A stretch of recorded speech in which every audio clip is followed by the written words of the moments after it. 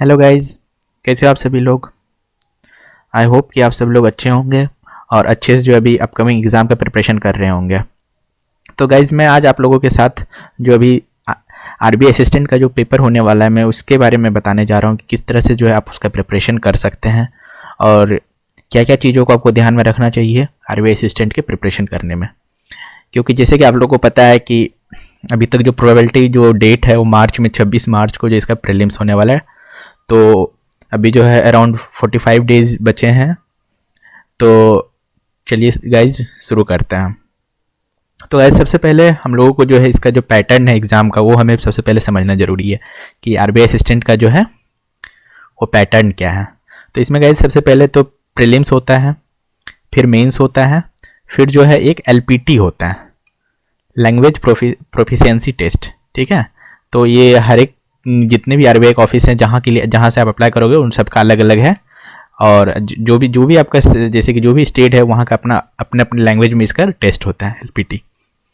तो गाइज सबसे पहले जैसे प्रीलिम्स में बेसिक वही जो जितने भी बैंकिंग एग्जाम है वही इसका भी सिलेबस है कि देखिए आप 30 क्वेश्चन है, न्यूमेरिकल में 35, रीजनिंग में भी 35 और टोटल 100 मार्क्स के क्वेश्चन है। जैसे कि आप लोग को प्रीवियस ईयर का 19 का कट ऑफ आप लोग को पता होगा कि बहुत ही हाई कट ऑफ था, 95 प्लस कट ऑफ थे।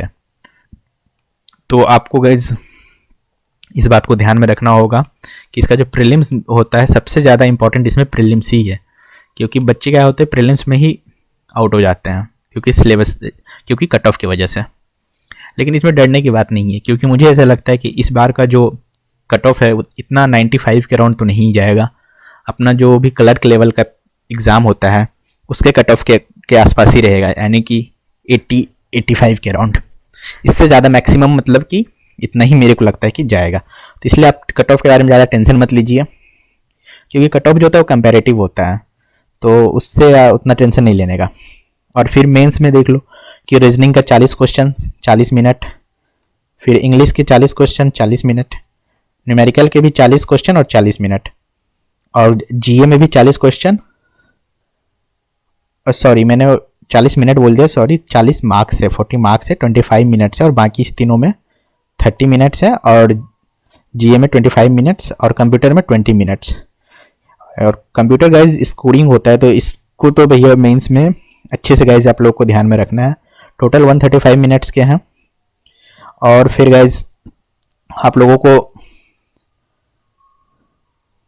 इसका जो है मैं सिलेबस दिखाना चाह रहा हूँ कि मतलब कि क्या क्या सिलेबस है सब्जेक्ट वाइज। जैसे कि इंग्लिश में देखो आप, इंग्लिश का सिलेबस जो भी बैंकिंग एग्जाम का सिलेबस है गाइस वही सिलेबस है। रीडिंग कॉम्प्रिहेंशन है, synonyms, antonyms, sentence correction, word meaning, cloze test, one word substitution, sentence rearrangement, sentence completion, phrase and active and passive voice.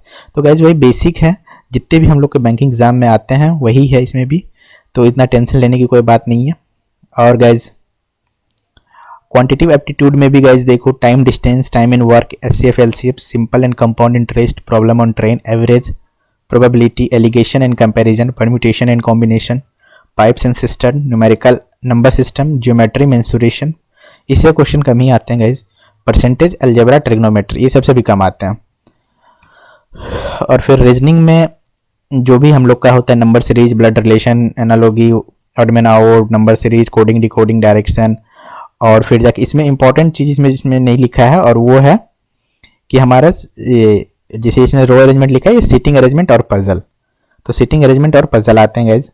तो बेसिकली मैं सिलेबस इसलिए बता रहा हूँ क्योंकि कोई भी एग्जाम के प्रिपरेशन में आपको सिलेबस और जो उसका प्रीवियस ईयर का कट ऑफ है क्या पैटर्न, ये जरूर देखना चाहिए गाइज, क्योंकि आप लोग सबसे इंपॉर्टेंट चीज़ होता है, इसी को छोड़ देते हैं आधे से ज़्यादा स्टूडेंट, और इसी वजह से जो सिलेक्शन नहीं हो पाता है, क्योंकि आप लोग को लगता है कि इसका कोई वैल्यू नहीं है, लेकिन गाइज इसका बहुत ज़्यादा वैल्यू है। क्यों? क्योंकि मार्केट में जो बहुत सारी चीज़ें ऐसे ही हम लोग को मिल जाता है कि हम लोग कुछ भी पढ़ने लगते हैं। लेकिन अगर हमें अपना सिलेबस पता होगा, हमें अपना पैटर्न पता होगा एग्ज़ाम का, तो हम लोग ज़्यादा भटकेंगे नहीं। तो हमें अपने सिलेबस पे ही स्टिक रहना है, और कोई भी एग्ज़ाम अपने सिलेबस से बाहर का नहीं होता है। इस चीज़ को गाइज हमेशा याद रखिए, चाहे कोई भी एग्ज़ाम हो जाए, छोटा एग्ज़ाम हो या फिर कोई भी बड़ा एग्ज़ाम हो। ठीक है गाइज, तो अब जो है आप देखिए कंप्यूटर में तो गाइज वही बेसिक कंप्यूटर है, और कंप्यूटर के लिए गाइज मैं बता दूंगा कि एक पीडीएफ है ओली बोर्ड का, बस उसे ही पढ़ लीजिएगा, और इसका जो मैं लिंक जो है डिस्क्रिप्शन बॉक्स में दे दूंगा।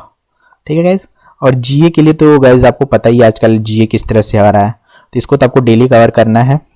और अफेयर्स क्लाउड से अगर जहाँ तक पॉसिबल हो अफेयर्स क्लाउड से आप लोग कीजिए, क्योंकि वही ज़्यादा सही रहेगा जीए के लिए। और बैंकिंग अवेयरनेस ज़्यादा पूछता है, तो इस बात को ध्यान में रखिएगा। और गाइज अब जो हम लोग अपना टाइम टेबल देखते हैं कि टाइम टेबल किस तरह से आप लोग जो है इसका प्रिपरेशन अभी जो लास्ट के जो 40 to 45 डेज जो बचे हैं उसमें किस तरह से प्रिपेयर कर सकते हैं। तो गाइज ये है टाइम टेबल, मैं आप लोगों को बता देता हूँ। आप लोग जो है मॉर्निंग के टाइम पे सबसे पहले आप जो है न्यूज़पेपर पढ़िएगा। सबसे पहला काम हमें न्यूज़पेपर पढ़ना, और इसे हमें स्किप नहीं करना है एट एनी कॉस्ट, क्योंकि अभी के टाइम पे न्यूज़पेपर इज़ द मस्ट। चाहे आप क्लर्क का पेपर दो या फिर पीओ का पेपर दो या फिर आरबीआई ग्रेड बी का पेपर हो, किसी भी एग्ज़ाम में न्यूज़पेपर इज़ द मस्ट। क्योंकि अब जिस तरह से जीए का पैटर्न जो हो गया है, या फिर डिस्क्रिप्टिव, अगर इसमें तो चलिए डिस्क्रिप्टिव नहीं है, लेकिन डिस्क्रिप्टिव में आपको हेल्प मिलेगा, क्योंकि आप सिर्फ एक एग्ज़ाम का प्रिपरेशन नहीं करते हो, आप एक साथ बहुत सारे एग्ज़ाम का प्रिपरेशन करते हो, तो उसमें आपको हेल्प मिलेगा। इसीलिए आप मॉर्निंग में एटलीस्ट कम से कम तो एडिटोरियल तो ज़रूर पढ़िए, और ये किसी भी न्यूज़पेपर का हो, ठीक है, एडिटोरियल ज़रूर पढ़िए। इससे हमारा इंग्लिश रीडिंग इम्प्रूव होता है, ठीक है। और बाकी जो है अगर आपको ज़्यादा अगर मन करता है तो फिर आप पूरा न्यूज़पेपर पढ़िए, उससे हमारा जीए कवर हो जाएगा, ठीक है। और सबसे पहले मॉर्निंग में आप न्यूज़पेपर, और हाँ न्यूज़पेपर को आप ज़्यादा टाइम मत दो, इसको मैक्सिमम 30 मिनट, स्टार्टिंग में 30 मिनट, फिर बाद में कम करके इसको 20 मिनट, ठीक है। इसको बस 30 मिनट्स देने हैं मॉर्निंग में। उसके बाद फिर जीए करना है, और जीए भी हमें 1 आवर करना है। मतलब 1 आवर टाइम मत, मतलब ये सबके लिए वेरी करेगा time, but on an average 1 hour की। और इसको जो है अफेयर्स क्लाउड से ही कीजिएगा। इस अफेयर्स क्लाउड का जो डेली वाला आता है जीए, उसे ही पढ़िए, उसी के पीडीएफ से आपको मिल जाएगा। और नहीं तो आप वीकली कर सकते हो। वीकली में आप जो है जो इसका वीकली में जो क्विज आता है वो कीजिए, और मंथली में जो डिटेल पीडीएफ है उससे कवर कीजिए, क्योंकि मैं वीकली पढ़ा था तो मतलब उससे क्वेश्चंस आए थे अभी। और उससे भी ज़्यादा इंपॉर्टेंट है कि आप मंथली का जो डिटेल होता है वो आप पढ़िए। अदरवाइज अगर आप डेली कर सकते हो तो दैट इज़ वेरी गुड, क्योंकि अगर आप डेली करते हो तो ज़्यादा इफेक्टिव होगा। और फिर उसके बाद जो है आप जीए आप पढ़ो 1 घंटे और 30 मिनट से। उसके बाद फिर एक जो है प्रीलिम्स के मॉक लगा दो, 1 आवर का मॉक लगा लो। फिर ये तीनों करने के बाद फिर आप अपना ब्रेक ले लो, मतलब कि ब्रेकफास्ट वगैरह कर लो मॉर्निंग में। फिर उसके बाद मॉक को एनालाइज करो, और फिर जब मॉक एनालाइज हो जाए फिर जो है आप अपना जितने भी आपको जो भी टॉपिक आपका कमज़ोर है, क्वांट में, रीजनिंग में और इंग्लिश में, तीनों फिर आपको पढ़ना है। तो जैसे कि क्वांट में अगर मैं बताऊं तो सबसे अच्छा मेरे को जो लगा है वो यूट्यूब चैनल पे वो है करियर डिफाइनर सर का। करियर डिफाइनर चैनल पे जो सर पढ़ाते हैं उनका मुझे सबसे अच्छा लगा। आप उनको फॉलो कर सकते हैं, या नहीं तो फिर आप आशीष सर को फॉलो कर सकते हैं, लेकिन किसी एक का फॉलो कीजिए। और उनका भी सारा वीडियो मत देखिए, बल्कि जो टॉपिक आपका वीक है ना उस सारे टॉपिक के वीडियो को ना सेव कर लीजिए, और फिर उसी वही वीडियो को आप देखिए। इससे आपका बहुत ज़्यादा टाइम जो है सेव हो जाएगा। और रीजनिंग में तो मेरे ख्याल से तो प्रैक्टिस करना ज़्यादा बढ़िया है, कि आप जो है मॉक से प्रैक्टिस कीजिए, या फिर जो डेली क्यूज है उससे प्रैक्टिस कीजिए डिफरेंट वेबसाइट से। अदरवाइज नहीं तो अगर आपके पूरा बेसिक कमजोर है तो फिर अंकुश लांबा सर का यूट्यूब पे देखिए, किन्हीं का भी पेड कोर्स लेने का जरूरत नहीं है, ठीक है।